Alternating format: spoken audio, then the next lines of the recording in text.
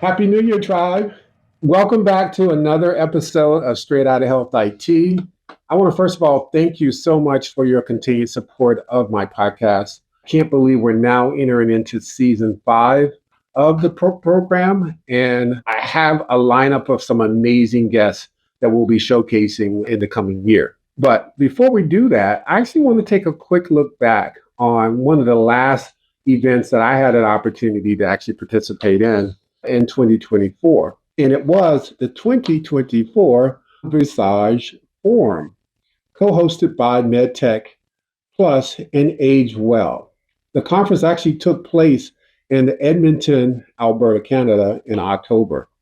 And the event was a cross-section of thought leaders and innovators and healthcare professionals, government leaders, entrepreneurs who were really trying to tackle this issue around aging, specifically, focus on how age tech technologies can affect the silver economy. For those of you who may not be aware, every day for the next couple decades, people will be turning 65. By 2050, 1/4 of the world's population will actually be over 65 years of age. And that's going to have a tremendous influence on every economy across the globe. And so this specific forum took the opportunity to bring together industry leaders to have panel discussions, presentations, networking opportunities to showcase innovation that's taking place in the industry, as well as showcase various collaborations that are happening between public and private entities. And more importantly, bring together individuals who are very passionate about this topic to explore opportunities to collaborate. Some of the key conversations that took place were things like the quality of life for seniors. How do you age in place? What are some of the shifting demographics that are happening in healthcare? How do we start to look at ways of continuing to support a growing population with a limited number of resources within the healthcare and senior living space? That being said, I also had an opportunity to serve as last year's, I should say, keynote speaker. I took that as an opportunity also to emphasize the role of technology in addressing some of the challenges for our aging community and the possibility that these emerging technologies will continue to present in, allowing people to live a quality of life as they age.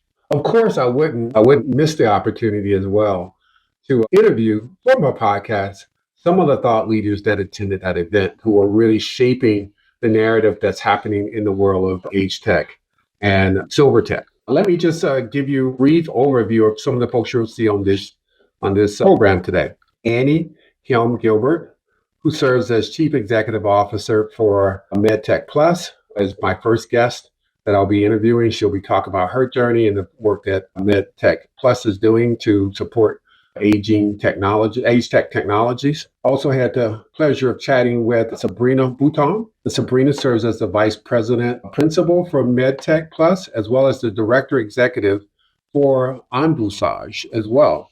And then finally, Ron Bellino, who was an amazing individual as well too. He's a very passionate advocate, consultant, coach, moderator, speaker, and thought leader in the space of aging and age technology. He also serves as the chair for the Adult and Caregiving Advisory Board for Age Well EDC Incorporated. So sit back, relax, grab a cup of coffee, and check out what's happening in the world aging, silver economy, and more importantly, age tech and how it's influencing what's happening in the industry. And then I look forward to, again, showcasing a whole host of new thought leaders that will hopefully inspire you and educate you on what's happening in healthcare and healthcare-related industries. Take care. See you on the other side.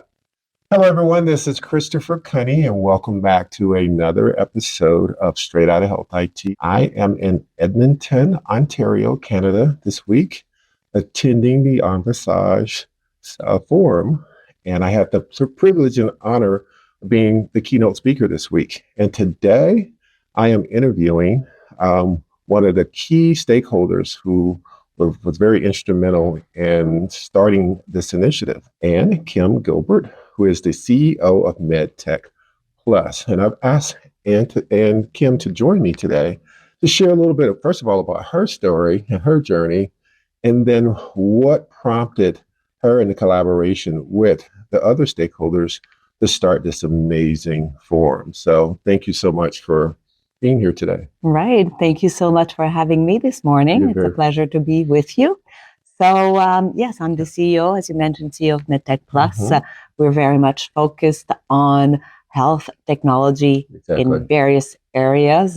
Of course, we try to direct our efforts through the needs of the population, and of course, the aging population is very much present. So that's a very major challenge for all countries, and so we don't escape that. And actually, Canada is one of the most rapidly aging countries. So we felt we had to be in that space, in that area. And a few years ago, we started the envisAGE program with the help of the federal government to fund the initiative. The Quebec government also pitched in, grateful for that.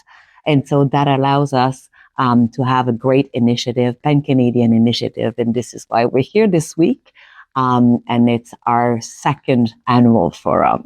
Well, congratulations on hosting the second annual forum. And I can tell you personally, I've had the pleasure and the opportunity to meet people from literally all over the world who have traveled here to be a part of this forum. You know, before we delve into this a little bit further, tell us a little bit about you. You know, what got you into this space of MEDTEQ and then ultimately becoming, you know, the CEO of MEDTEQ Plus? Yes, absolutely. I think what like the basic lead in my career has really been innovation. I'm fascinated by health, also initially cognitive health, because I studied in neuroscience, PhD in neuroscience from McGill University.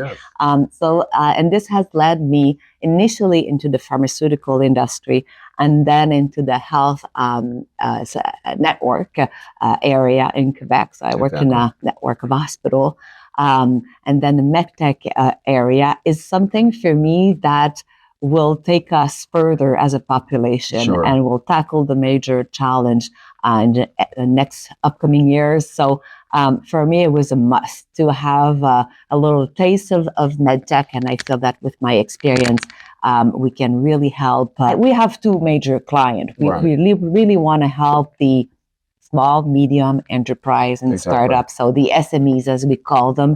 And also the patients. So I'm also very client and patient oriented. So for me, the MEDTEQ is really the area that will help the growing population, aging population. And I felt that that was really where I wanted to have an impact in the future. Well, we commend you for your passion and commitment to this industry. I, again, had the pleasure of meeting a number of the entrepreneurs that are here who are launching some amazing technology in this space, and also clinicians who have been a part of this health journey, and more importantly, patients and individuals, a number of folks who are in their senior years who are here listening and learning more about what's happening in the age tech arena, but also, interesting enough, launching their own technology. So it's really refreshing to see the seniors actually bringing these technologies forward as well. So it's not just the millennials and the Gen X's and others, but you've got baby boomers and beyond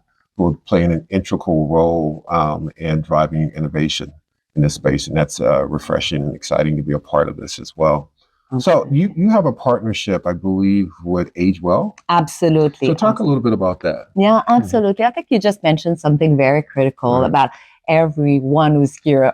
Either you're a clinician, you're an enterprise, or a key partner, AgeWell. And so for us, the key driver here is collaboration. Exactly. And our mandate is very ambitious, and we can't be doing it by ourselves. And so this is really what you've noticed this week. Like the collaboration is here with the patients in that precise case for this week. It's the elderly in the community.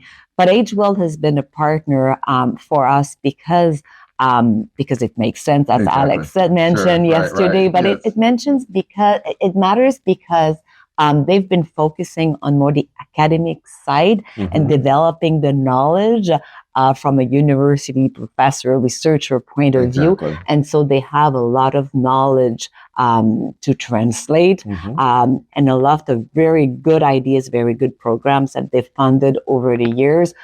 We are also supporting this, but we are more interested, I wouldn't say more, but we're definitely interested in the commercialization of those ideas. And so this is why we support spin-ups, startup, and companies that evolve, because eventually what really matters for us is to have an impact on the older Canadians. And so all this knowledge must be translated into a tool that will help the population, because the challenges are huge. So AgeWell has been an incredible partner since day one.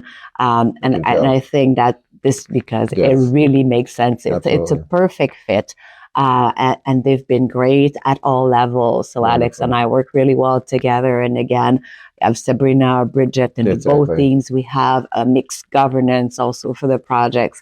And it's been really almost a dream come true to be able to lead these pan-Canadian initiatives with the folks from Ontario. That's great. And I can tell our listeners also the technologies that I've seen showcased here at the conference are not only going to benefit folks here in Canada, but literally throughout the world. I mean, there's some amazing innovations that are taking place, and many of these individuals have come to this epicenter to be a part of this community. And so I applaud your organization, AgeWell, and everyone who's been a part of this to make this a successful event. So as we close out this conversation, any final thoughts you'd like to share with our listeners in terms of what's happening, with MEDTEQ Plus, with envisAGE, with AgeWell? And I think you touched upon that a little bit. So I think we have good ideas, good knowledge, good researchers, excellent university, good funding program for the early stage. We have programs like envisAGE, who takes these innovations and test, validate, make adjustment by testing them in an actual milieu. And it's, in that case, more often the community. So this is really what we do with the partners, being able to get feedback and basically get a product, a tool that will really answer a need. However, what we're missing, and it's not us per se, I think it's all of us, but mostly the SMEs. We often call it the valley of death. It's the financing, the funding going later on into commercialization. So we have an investment fund that comes to the end, but we will need to renew this. For us, it's very important. But again, it's not just us. It's everyone who can help those enterprise, help those SMEs to benefit from funding that will help them commercialize their product. It's a long and tough journey. It is. Particularly in medical device, because there are regulations and it depends. You have a lot of strategies to think about your strategy for commercialization. So this is really like a shout to everyone who can help those enterprise being successful, and so that their product is finally available for everyone and for the aging population. Wonderful. I can tell you right now, as a U.S. citizen and an advocate for age technology, anything I can do to help to support, bringing greater awareness to what you're doing here in Canada and bringing those innovations to the U.S. and beyond, including funding and resources. I'm happy to help support that as well, and I'm sure my listeners will be too. Thank you so much. Thank you so much, Christopher. It was a pleasure having you, and wish you continued success in this journey as well. Absolutely. Thank you so much for having me. Enjoy the rest of the summer. All right. As we continue our interviews this week at the envisAGE Forum, I have the pleasure and honor having next to me Ms. Sabrina Buchan. Sabrina is the Vice President of MEDTEQ Plus and the Executive Director of envisAGE. And she's going to spend a little time today sharing with us how this whole initiative got started, the focus and key objectives of the organization, and what can we envision and see this initiative going forward in terms of helping us drive innovation in the space of health tech? So thank you so much, Sabrina, for being here today. Thank you for having me here today as well. It's a pleasure. It's very, very welcome. It's an honor. So before we get started, one of the things I always like to do is have my guests talk a little bit about themselves. Oh, yeah, and share a little bit of their journey as well too. So if you would just take a few minutes and just share with our listeners who you are, your journey, your story, and what led you to this role now as executive director. Yes, thank you very much. But a long story, I'll try to make it short. Sure. But actually, I was born in Haiti, and I have a twin sister. Really? And I was adopted by a Quebecer family, really young, at 6 months old. Sure. And then grew up in a region really outside, like a big town. Exactly. But the family, we traveled a lot. They were curious, and they really raised us into being a driver of change, and we were into sports quite early. Exactly. I also had 3 older brothers, and we were the top 5, the 5 in the little town. Nice. And then we, in the areas we are in today, the 5 children were just wanting to lead, wanting to be transformational, and also, being in Canada in a small space like where we are also different in terms, like, we're part of the diversity, me and my twin sister, but we really wanted to make a change, and it brought me to want to go into health, and then I studied in nursing. Then wanting to be a nurse, wanting to make a difference, wanting to care, and support people in needs as well. So the nursing led me into, digital transformation time, like in the early 2010 and 2012. And we lived that electronic health record change, and in the healthcare system, we lived the same things as well. Then within my work, I got engaged and involved in implementation for those type of systems. And I got hooked. I was I love what it can do. But also probably saw the good, bad, and yes, exactly. Around implementing these technologies. Exactly. We know it's a roller coaster. Absolutely. But then wanting to be an agent of change, I think it led me to want to do more. Sure. And then with technology and with the team that you can work with, you can, I think, lead to bigger change. Absolutely. So now fast forward a decade later. Exactly. And then everyone's using electronic health record systems.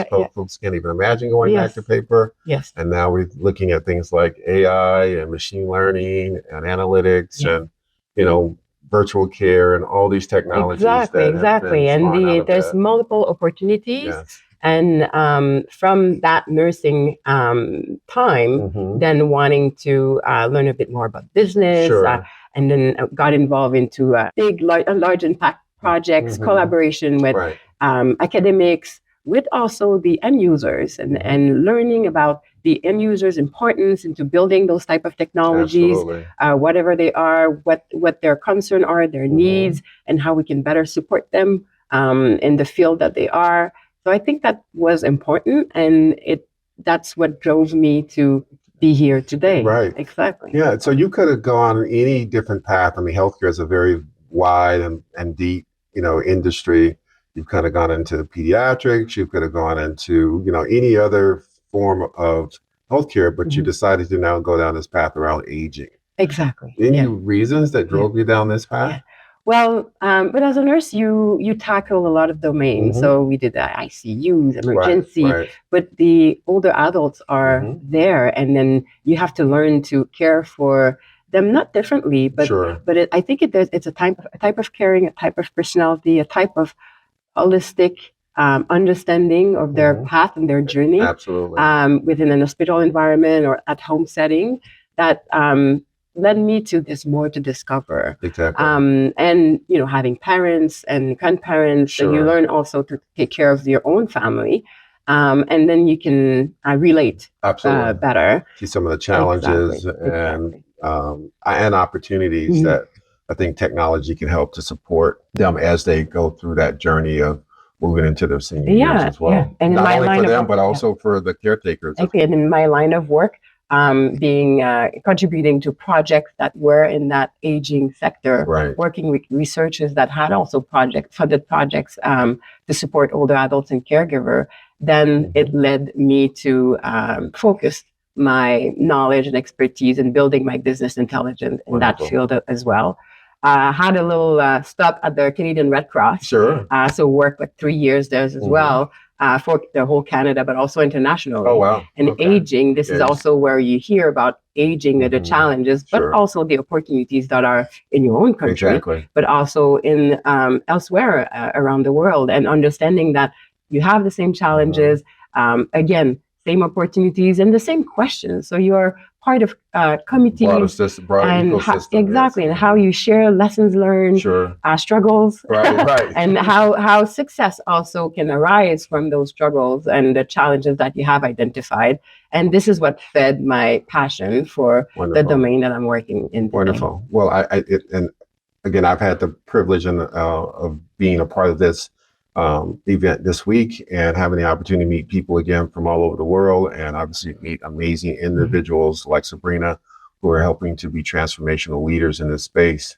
And so to your point, these challenges are not unique to Canada. We see the same issues occurring across the globe. And I think organizations like this can be a catalyst, not only for the constituents here in this country, but again, throughout the entire world. So I commend you for your efforts and your leadership in this space. And MEDTEQ and AgeWell then in the 2020s, and then COVID, and then again, one population that was impacted the most during those hard time were also the aging population, the senior citizens. So with ideas, brainstorming, envisAGE came to mind. So 3-4 years ago, that was an idea. And now today, this is a big milestone. And this week, actually, of having that idea concretely become something that we can, that can lead to transformation. So peel back that onion a little bit more, expound a little bit more. How did this actually happen? I know there's two kind of major stakeholders are involved in this. Share with our listeners a little bit more about how did this so in Canada's funding programs. So the federal government, they have different types of programs, different type of funds. And AgeWell and MEDTEQ that had collaborated in the past on some other projects, smaller scale, understood also the context that we were in for aging population, but the constraint of COVID and how can we do better with the system we have. We have a lot of things. We have a lot of capacity, but how can we combine forces to do things differently and better? So with that idea in mind, it was possible to be able to write a project proposal like researchers do, and you have an idea, even the innovators. So you write on a piece of paper or in your computer, I have an idea, it can mean something later. Then submit the project proposal to that federal fund, and then they got funded. Oh, wow. Exactly. That's so now what do we do, right? Exactly. So that's a good start. That's a good something that you want to have to start. Absolutely. Then with that collaboration, you start building the program, building the processes, building your team, trying to acquire talent, and understanding, yes, it's an idea, but what else do we have to think about to make sure that we can move forward with that initiative?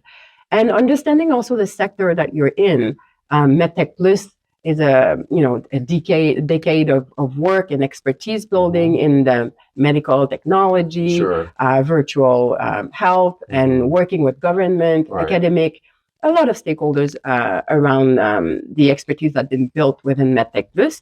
The same thing with AgeWell as well. So a decade of work in the aging sector for AgeWell, being used to work with researchers, generating ideas, and both together we were able to bring research and industries, but the network that we've been building for, if you combine both, like for 20 years almost of power, and being able to lead that initiative, understanding already the sector that we were playing in.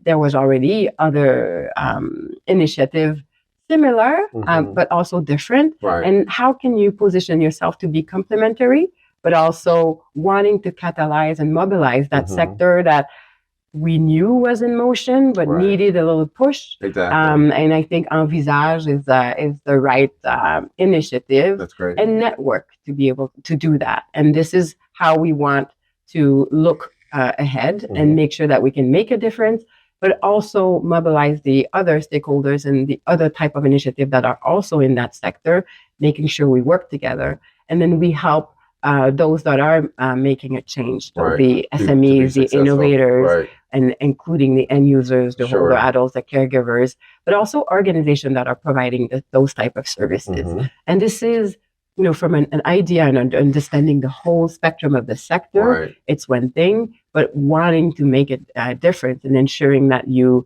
are able to grasp the talent, you give it the orientation you want for that initiative is quite important as well. So a lot of things at the same time. A lot of talk with government, a lot of we need money to fund that thing. But I think that we believe it, and if you believe it, the ecosystem does it as well. And I mean, it's the type of message you can send to that world. And I think it's important as well to position Canada with the rest of the world, and that we have talent, we have expertise. Absolutely. We can do this, and we're going to also... And you can become leaders in this as well, right? Helping to transform what's happening in this industry across the globe. Yeah, so that's great. Now that initiative is funded, we really put the first building block last year, and now a year and a half later, this is the milestone where we can announce the project, announce the partnership, and also state that we are now active and that we will make a difference. And we understood the context. We took time to make our place, but now I think people are recognizing the importance that we can have and the impact that we can give. So as we wrap this up, what's on the horizon then for the organization? What are some of the major initiatives you're focused on now? Exactly. So for us, for sure, every year we're going to have, we call them call for innovation. So it's an opportunity for innovator SMEs working with the academic institution. And again, I can't repeat it enough, the end users, so older adults, the caregiver, or the organization that are providing services. The community is important as well. And we're not only tackling healthcare issues or challenges, but also your own home environment, what you want your community to be, also can leverage technologies for any services or support that these communities want to provide. Well, for us, I think what's next to come is really making sure we can launch and support more projects in the age tech sector, but also building stronger partnership, not only with government and public sector who understand the challenges already, but give capacity to the communities to also get involved more, be supported with a different type of funding. And we think that the big multinational have their eye on this. An eye on it, but we want them to contribute to that change as well. Because they can make a big impact as well for old adult and aging population. And we do think that working together, collaborating with the private and the public sector in different areas can be beneficial for all. This is where we want to go for the next year or so. And then in 2 or 3 years, we're going to tackle something a little bit higher. Absolutely. That's right. The bar keeps raised. Keep being raised.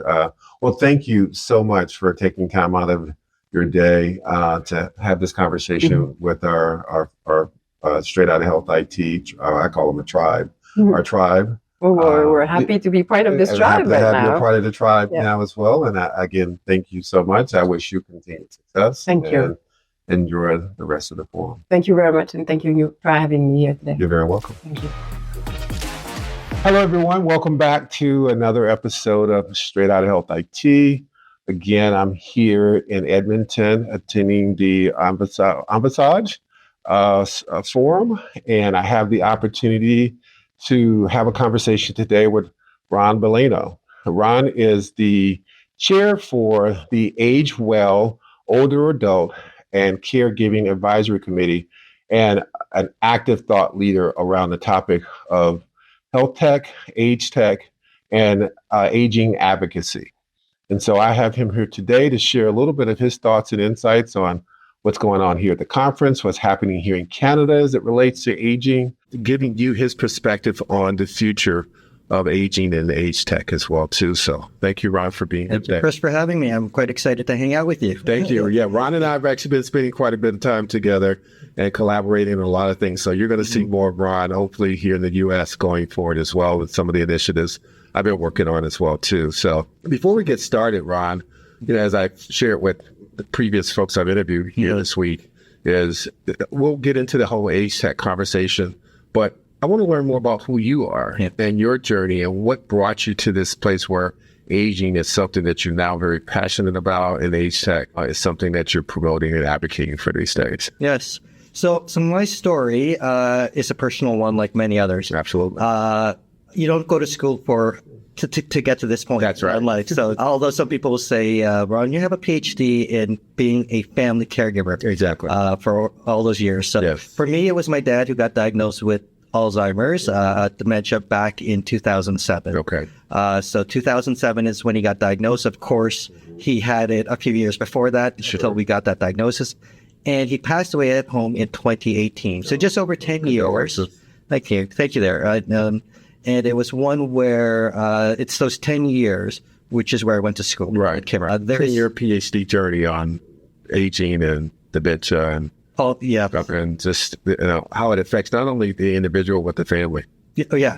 So the family, the neighbors, the community. So if you love to learn, caregiving for someone with dementia, you're going to learn every day, every hour. Exactly. So it's probably not something people want to go into, but it is something where you have to be willing to learn. Absolutely. So those 10 years, it wasn't the first 5 years that, just some simple memory challenges. And then it was the last 5 years, where it's like, okay, we're now getting into some serious stuff here that I didn't know how to handle.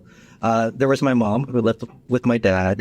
My mom had the cat Lucky, as part of the care team, and I'm an only child. Before Lucky, I was the favorite in the family. And then Lucky came along, and then my mom favored Lucky and said Lucky's your brother. But Lucky was part of the care team. Of course. But the only thing is that I wasn't the favorite, and she still says sometimes that, when Lucky was still alive, he was ahead of you on my will. Right. So thank you, Mom. And somebody had to take care of Lucky. So well, that's So just so I do have a love-hate relationship with cats. Okay. I'm more of a dog guy. A podcast for another day. Yeah. So all that time of caregiving, it was in the last 5 years when we were dealing with the challenges. What I always talk about is what's the challenge we're getting today that we just need to get through.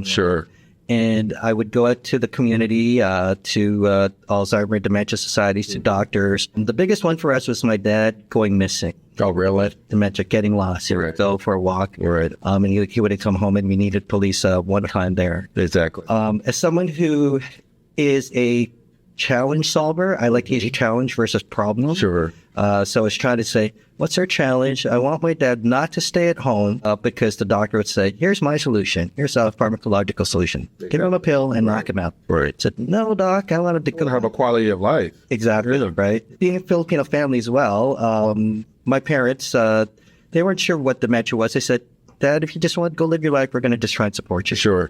So that meant him, can he get to church? Can he go to the coffee shop and hang out with the Filipino guys? That kind of thing. And I said, well, okay. Eventually, we started with the GPS. That's where the tech started.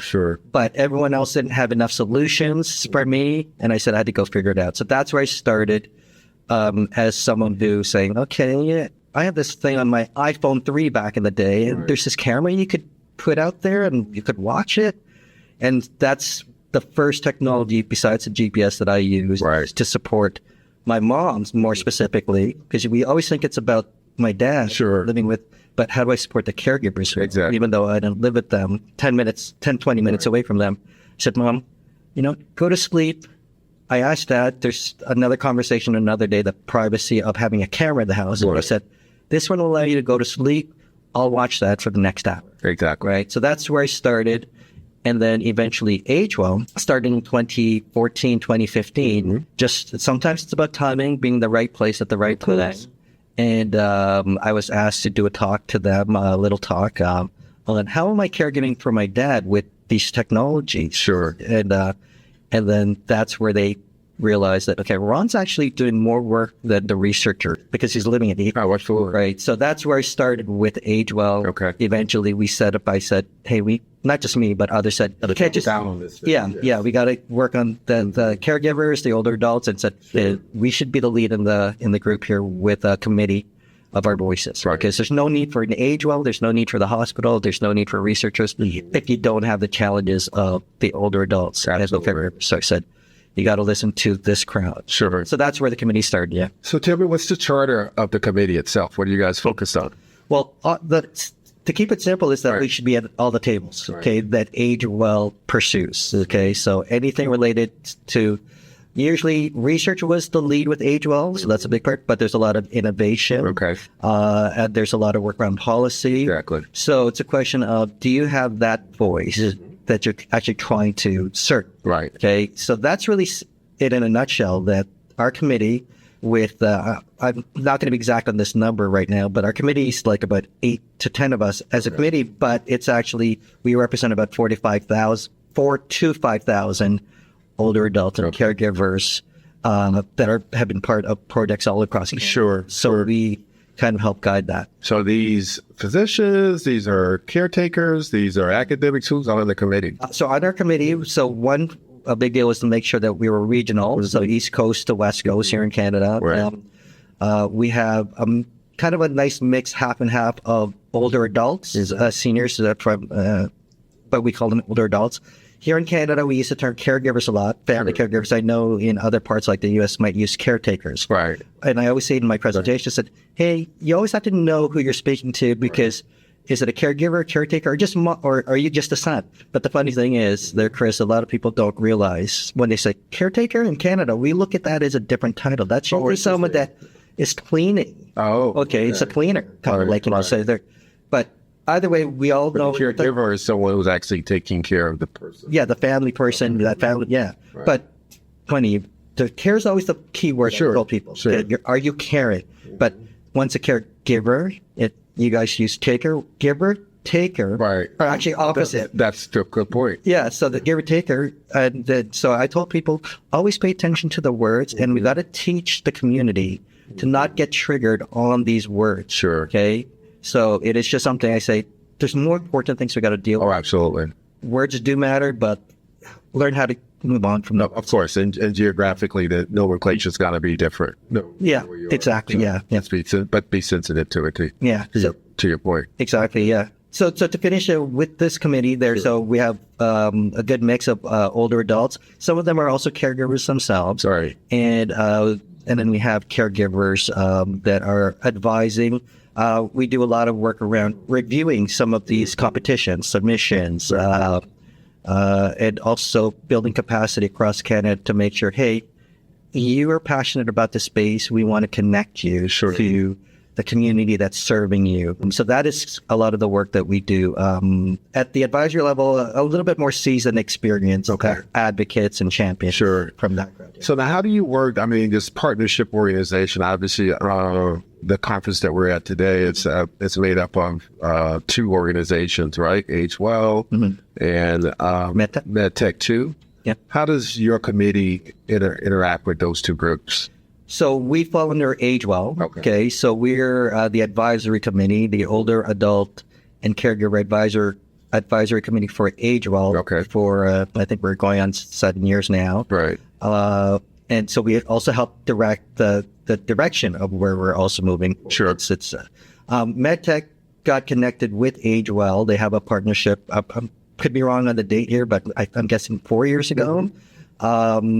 We don't have an official our committee advisory role with them, but we actually cross-pollinate a lot. Exactly. Yeah. When they had their launch, our committee was there to be on a panel to kind of say, hey, if you guys are going to be working with AgeWell and that, you got to have us there. So and MEDTEQ has been amazing. The one thing that they have, I'll just say here, is something called beachheads, which I say, that to me is, kind of one of the key pieces of that relationship, to make sure that we can get all these technologies, all these solutions, not left sitting just at the table. Exactly. How do we get it implemented and get into the community. So that's the speechhead thing that they're going to. Wonderful. Unfortunately, I've got to have you back on the program so we can have a much more in-depth conversation about kind of all things related to the aging and age tech ecosystem. But as we wrap this conversation out, give me the 2 or 3 of the top challenges or issues you're seeing across Canada, maybe even the things you've seen internationally, that we're all having to try to deal with when it comes to aging and age technology. Yeah. So put aside even the technology, just on aging, the stigma related to aging. Okay, so there's a stigma that it's a negative thing. It's and sometimes people just don't want to talk about it. Sure. You know, just like you've told your story, your personal life. I'm sure your audience has seen that. I've told that. I'm going to add, just on a side note as well, we're 2 gentlemen. That's another piece. That's right. So in healthcare, yeah. It's an ease about. Yeah, exactly. Right. It's usually, now I'm not complaining. I've done talks to caregivers, and it's like 95% women. Right. Am I complaining? Not really. When do they, but it's just one of those. And there's a dynamic there. To your point. Yeah. So that piece, so it's about reach. So there's stigmas at different levels of different groups here of just aging. But then now the age tech space is that we have to get better at kind of talking to people about not just the technology. It's not the hard stuff. It's like, how does it help you move forward in life? Exactly. Okay. Not that it's a problem you're taking this to solve a problem. It's like, no, we just want, Dad, I want you to go out and live life in the community. Absolutely. This tool will support you. So we got to get better at telling that story of technology and aging. So that's the one piece. And the second piece that I'm going to say is that we also have to kind of reach not just the population that can afford it. Right. Okay. So there's an equitable piece that we kind of say, how do we get it into the lowest common denominator? Exactly right. Yeah. Ecosystem. And if you can do that, you're solving for many others. Absolutely. So that's kind of important for me as well. Rising tides raise all ships, right? Exactly. Yeah. Someone said something to me earlier this week as well, too, is that the day you're born, that's the day you start aging. Yeah. And so we need to be thinking about that whole journey in life. Yeah. The time we're born to the time we're now having to move into our senior years and look for others to support us in that transition as well, too. Yeah. I'll add just to that there, Chris, that for me, the labels matter about words. So sometimes you'll hear the word senior. We use older adult. That's fine. And I get we need to kind of, use those words as labels. I prefer the term aging adult. Exactly. Okay. So the action, what's the challenges related to aging? Right. Exactly. So we are aging at a specific age, but for example, we use the term age tech. Right.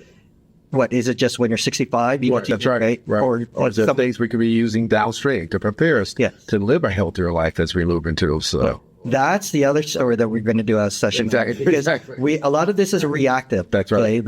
You think that's where the problem is, so let's fix it.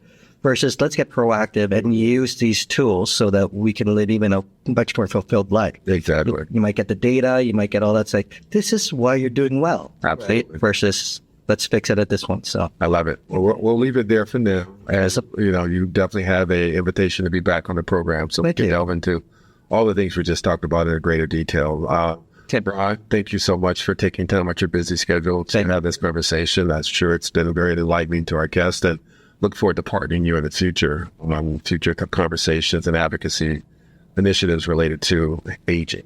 Thank you. Absolutely. Pleasure. Take care. See you guys later. Bye.